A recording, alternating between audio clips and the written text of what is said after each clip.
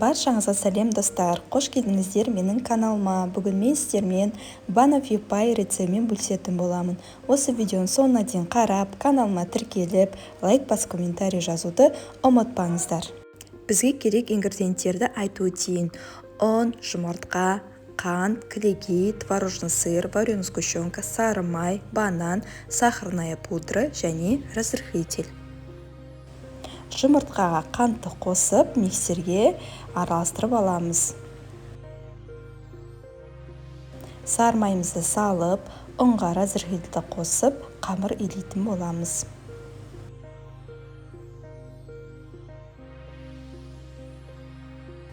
Осындай қамыр болып шығу керек.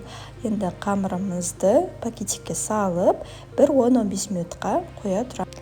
Пирогты осындай формаға пісіретін боламын. Осындай форманың түбі алынады.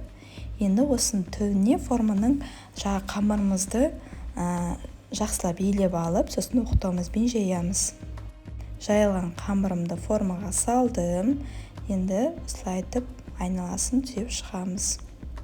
Қамырын айналасын әдемілетіп алып шығу үшін осылайтып оқтауымызбен өтіп шығамыз. Қамырымыз піскенде көтеріп кетпеу үшін шанышқымен осылайтып шаншып шығамыз. Қамырын үстіне пергамент қағазын төсеп, үстіне горохты саламыз. Жаңағы біздің қамырымыз духовка піскенде қатты көтеріп кетпеу үшін. 180 градусқа 30 минутқа пісіріп аламыз. Крем дайындайтын боламыз.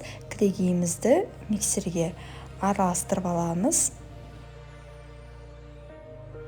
Творожный сыр, сахарный пудраны салып, тағы да жақсылап араластырамыз.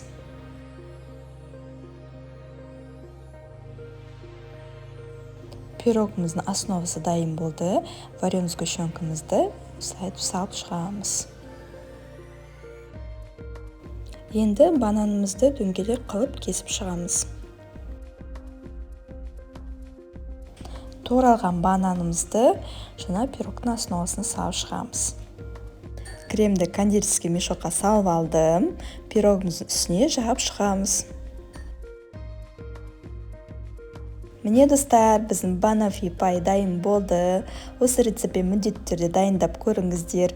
Видеоны соңына дейін қарағаныңыздар үшін көп рахмет. Сіздермен болған Гүлсезім.